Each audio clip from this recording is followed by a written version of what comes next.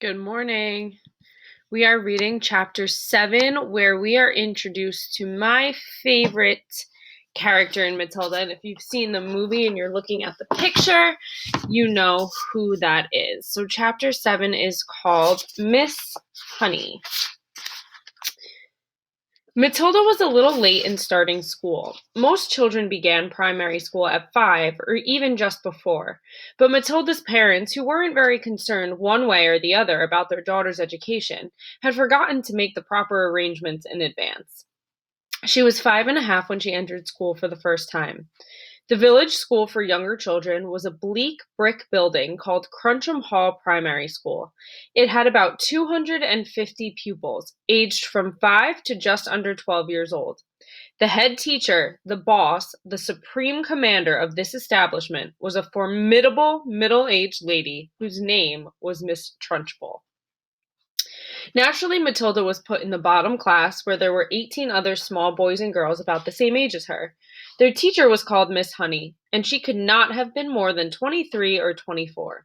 She had a lovely, pale, oval Madonna face with blue eyes, and her hair was light brown. Her body was so slim and fragile, one got the feeling that if she fell over, she would smash into 1,000 pieces, like a porcelain figure. Miss Jennifer Honey was a mild and quiet person who never raised her voice and was seldom seen to smile, but there is no doubt she possessed that rare gift for being adored by every small child under her care. She seemed to understand totally the bewilderment and fear that so often overwhelms young children, who for the first time in their lives are herded into a classroom and told to obey orders. Some curious warmth was almost tangible shown some curious warmth that was almost tangible shone out of Miss Honey's face when she spoke a confused and homesick newcomer to the class. Miss Trunchbull, the head mistress, was something else altogether. She was a gigantic holy terror, a fierce monster who frightened the life out of the pupils and teachers alike.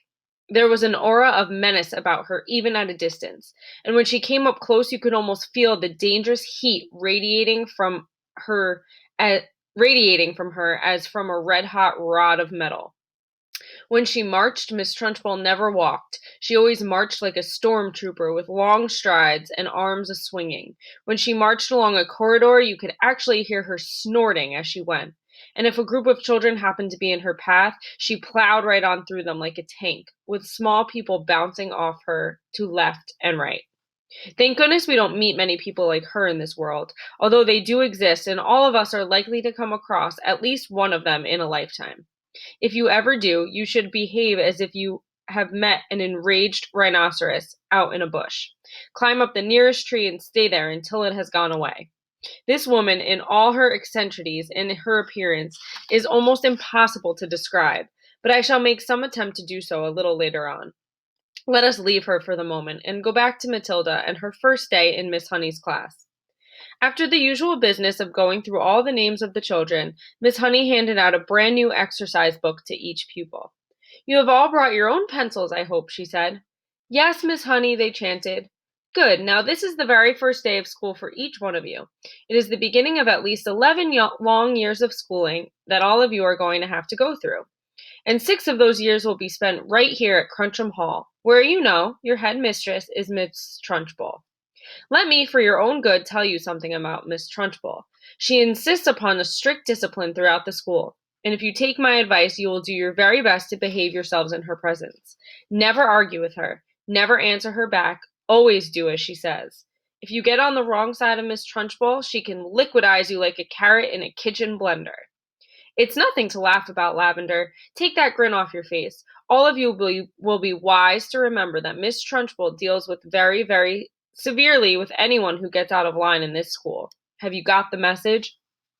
"Yes, Miss Honey," chirped 18 eager little voices. "I myself," Miss Honey went on, "want to help you learn as much as possible while you are in this class. That is because I know it will make things easier for you later on. For example, by the end of the week, I shall expect every one of you to know the 2 times tables by heart. In a year's time, I hope you will know all the multiplication tables up to 12. It will help you enormously if you do. Now then, do any of you happen to have learned the 2 times tables already?" Remember, they're only in kindergarten. Matilda put up her hand. She was the only one. Miss Honey looked carefully at the tiny girl with dark hair and a round, serious face sitting in the second row. Wonderful, she said. Please stand up and recite as much of it as you can. Matilda stood up and began to say the 2 times table. When she got to twice 12 is 24, she didn't stop. She went on, right with, twice 13 is 26, twice 14 is 28, twice 15 is 30, twice 16 is... Stop, Miss Honey said. She had been listening slightly spellbound to this smooth recital, and now she said, How far can you go? How far? Matilda said. Well, I don't really know, Miss Honey. For quite a long way, I think. Miss Honey took a few moments to let this curious statement sink in. You mean, she said, that you can tell me what 2 times 28 is? Yes, Miss Honey. What is it? 56, Miss Honey. What about something much harder, like 2 times 487? Could you tell me that? I think so, yes, Matilda said. Are you sure? Why, yes, Miss Honey, I'm fairly sure.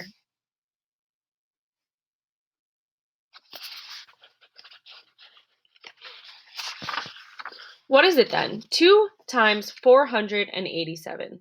974, Matilda said immediately. She spoke quietly and politely and without any sign of showing off. Miss Honey gazed at Matilda with absolute amazement, but when next she spoke, she kept her voice level. That is really splendid, she said. But of course, multiplying by 2 is a lot easier than some of the bigger numbers. What about those other multiplication tables? Do you know any of those? I think so, Miss Honey. I think I do. Which ones, Matilda? How far have you got? I don't quite know, Matilda said. I don't know what you mean. What I mean is, do you, for instance, know the 3 times tables? Yes, Miss Honey. And the 4 times? Yes, Miss Honey. Well, how many do you know, Matilda? Do you know all the way up to the 12 times tables? Yes, Miss Honey. What are 12 sevens? 84, Matilda said. Miss Honey paused and leaned back in her chair behind the plain table that stood in the middle of the floor in front of the class. She was considerably shaken by this exchange, but took care not to show it. She had never come across a 5-year-old before, or indeed a 10-year-old who could multiply with such facility. I hope the rest of you are listening to this, she said to the class. Matilda is a very lucky girl. She had wonderful parents who have already taught her to multiply lots of numbers. Was it your mother, Matilda, who taught you? No, Miss Honey, it wasn't. You must have a great father, then. He must be a brilliant teacher. No, Miss Honey, Matilda said quietly. My father did not teach me. You mean you taught yourself? I don't quite know, Matilda said truthfully. It's just that I don't find it very difficult to multiply one number by another. Miss Honey took a deep breath and let it out slowly. She looked again at the small girl with bright eyes standing beside her desk, so sensible and solemn. You say you don't find it difficult to multiply one number by another, Miss Honey said. Could you try to explain that a bit? Oh dear, Matilda said. I'm not really sure. Miss Honey waited. The class was silent, all listening. For instance, Miss Honey said, if I asked you to multiply 14 by 19. No, that's too difficult. It's 266, Matilda said softly. Miss Honey stared at her. Then she picked up a pencil and quickly worked out the sum on a piece of paper. What did you say it was? She said, looking up. 266, Matilda said. Miss Honey put down her pencil and removed her spectacles and began to polish the lenses with a piece of tissue. The class remained quiet, watching her and waiting for what was coming next. Matilda was still standing up beside her desk. Now tell me, Matilda, Miss Honey said, still polishing. Try to tell me exactly what goes on inside your head when you get a multiplication like that to do. You obviously have to work it out in some way, but you seem able to arrive at the answer almost instantly. Take the one you've just done.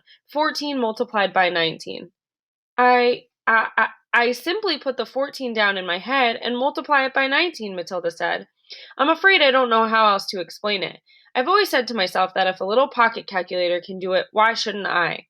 Why not indeed, Miss Honey said. The human brain is an amazing thing.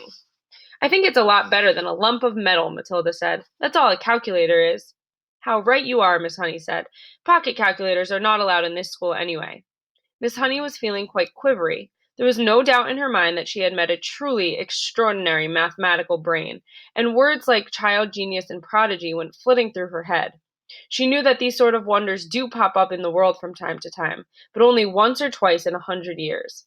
After all, Mozart was only 5 when he started composing for the piano, and look what happened to him. It's not fair, Lavender said. How can she do it and we can't?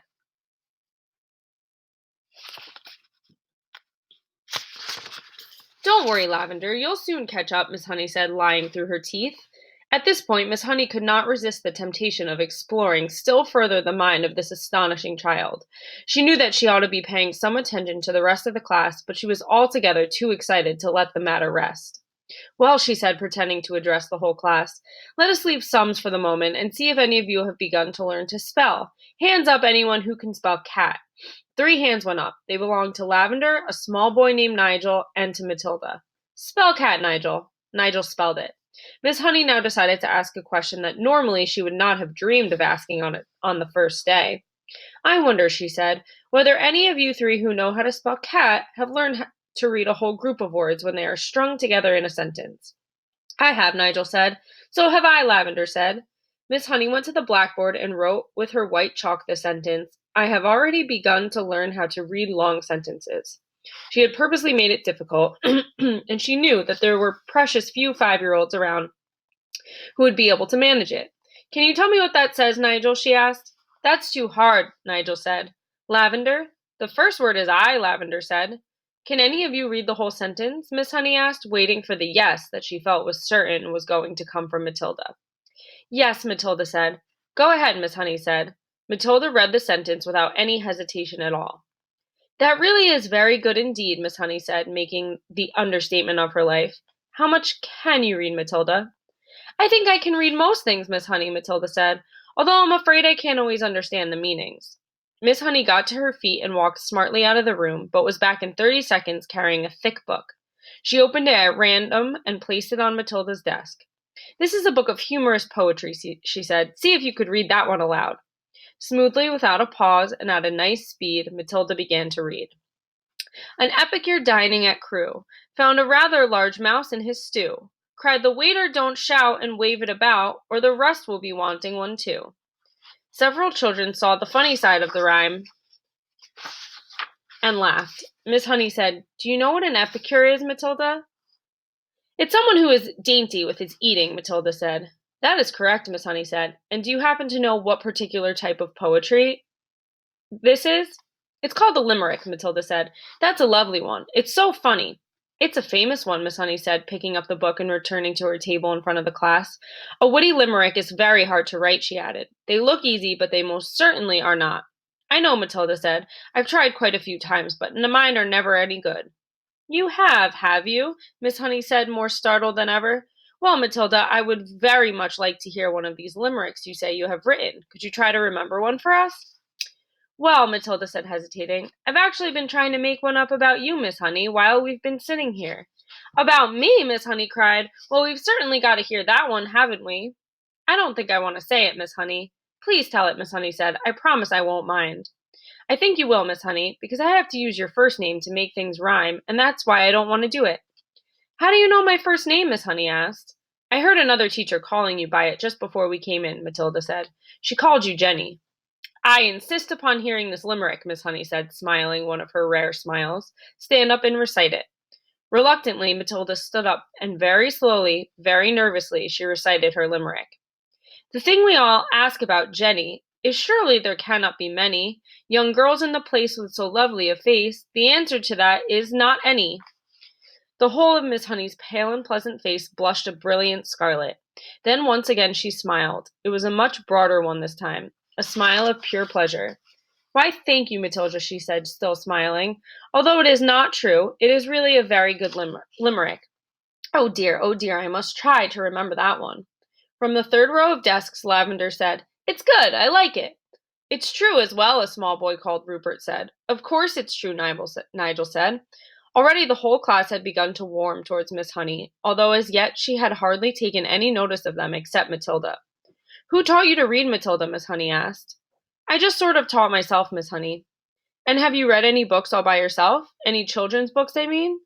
I've read all the ones that are in the public library in the High Street, Miss Honey. And did you like them? I liked some of them very much indeed, Matilda said, but I thought others were fairly dull. Tell me what the one you liked. I liked The Lion, the Witch, and the Wardrobe, Matilda said. I think Mr. C.S. Lewis is a very good writer, but he has one failing. There are no funny bits in his book. You are right there, Miss Honey said. There aren't many funny bits in Mr. Tolkien either, Matilda said. Do you think that all children's books ought to have funny bits in them? Miss Honey asked. I do, Matilda said. Children are not so serious as grown-ups, and they love to laugh. Miss Honey was astounded by the wisdom of this tiny girl. She said, And what are you going to do now that you've read all the children's books? I'm reading other books, Matilda said. I borrow them from the library. Mrs. Phelps is very kind to me. She helps me to choose them. Miss Honey was leaning far forward over her work table and gazing in wonder at the child. She had completely forgotten now about the rest of the class. What other books? She murmured. I am very fond of Charles Dickens, Matilda said. He makes me laugh a lot, especially Mr. Pickwick. At that moment, the bell in the corridor sounded for the end of class. Go respond.